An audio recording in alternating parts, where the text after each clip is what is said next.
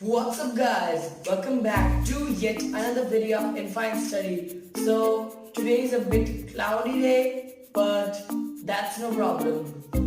We are not going to stop the video in any case. So today's video is basically based upon 5 photography tips and with one extra bonus tip that I'm going to show at the last.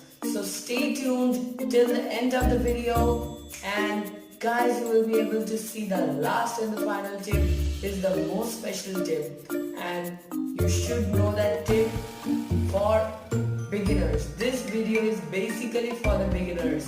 Without wasting any time, let's get started.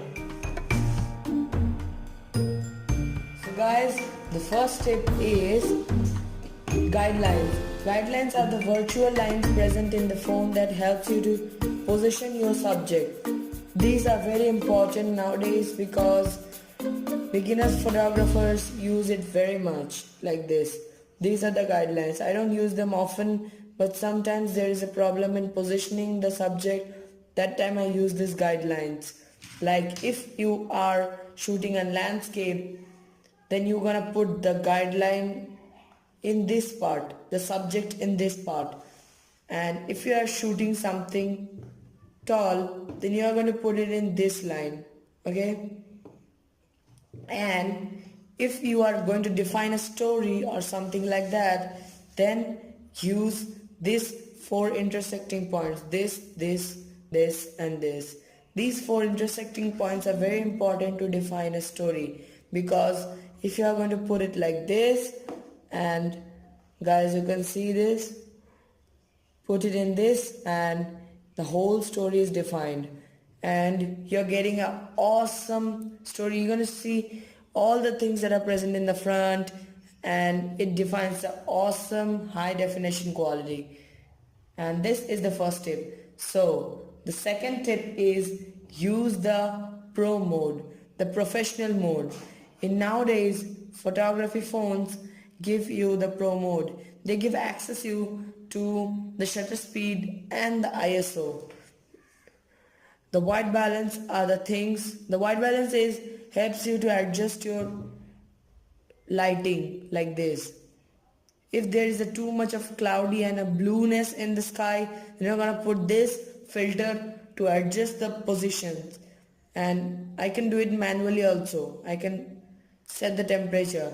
The more higher the temperature, the more blue it will be. Next is the ISO. The ISO defines how much light are you going to capture. Means the amount of light that the camera process on itself. If you are going to put this 100, see the picture. The picture going to be dark. You are not going to see anything.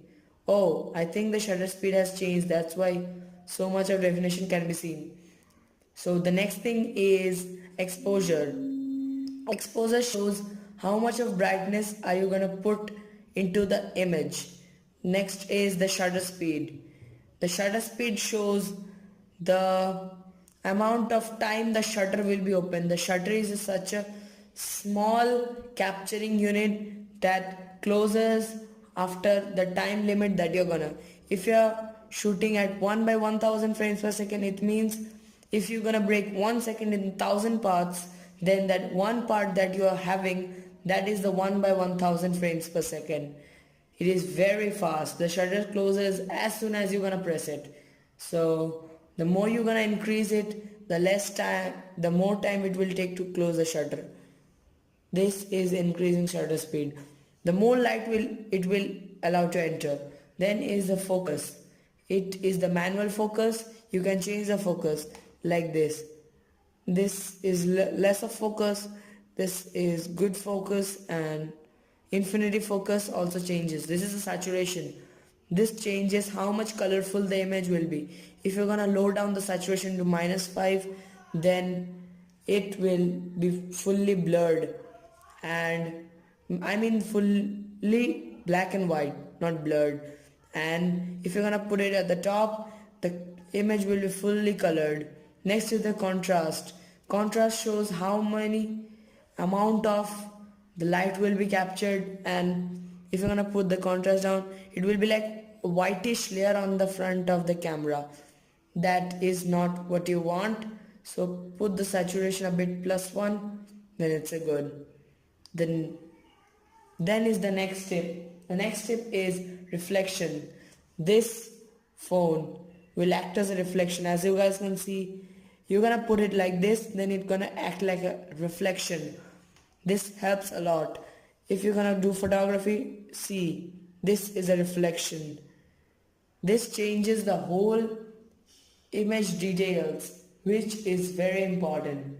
The next is the angle of the light in which you are putting in. So if we are taking this plant as an example of the subject, then if you're gonna put the light on it, different angles of light give you the different types of mood. If you're gonna put the light like this is gonna give a different mood, like this a different, and this is the top angle. Try to not provide flash while you're clicking photos, because while you're clicking photos like this, you're destroying all the properties of the image. Like if you are going to shoot like this, wait a second, sorry. If you are shooting like this, then see, all the properties are going destroyed. Are you going to see any texture, any feelings? No, because you are providing light just from the front of the image. That is why don't provide flash while you are clicking photos. Switch off the flash and don't use it while clicking photos. So that's the third tip. No, that's the fourth tip. And the fifth tip is lights. Guys, lights are basically one of the most important thing in photography. If you are doing night photography, be sure to use these lights. I'm gonna show an example. This makes your story defining image more cooler. They come in very less amount of money and they're available in Amazon, Flipkart, and even in your local stores. That's the best thing about it. And guys, this gives another mood to your subject. Guys, if you see, like, this is the subject, and if I'm gonna click this picture, see, there's a different mood in the picture. That shows the difference. Sorry, because of the flattering of the screen, it is because of the lights. The camera is trying to capture all of the light, but because of its sensor, it is unable to capture all of the light. So let's switch off the light. So these were the final 5 tips of photography for beginners. So the next tip is the 6th and the most is night photography. While doing night photography, be sure to keep one thing in mind.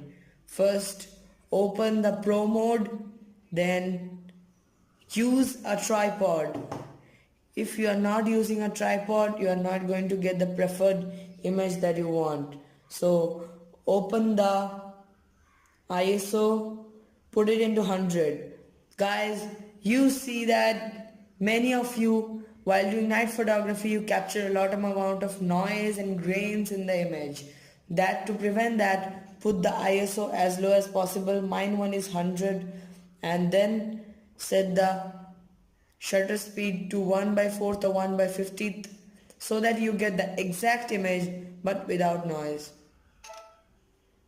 Guys, so as you can see, I got the exact image but without any of the noise. There is no noise in the picture, which is basically a best thing about photography.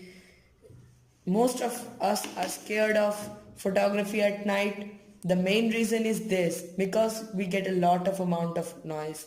And to prevent this, I showed you this trick. Use this whenever required. So guys, be sure to like, share, subscribe and comment to my channel if you guys like it. And please comment in the down that what you guys want to see next time. And hope you guys have a nice day. Bye bye.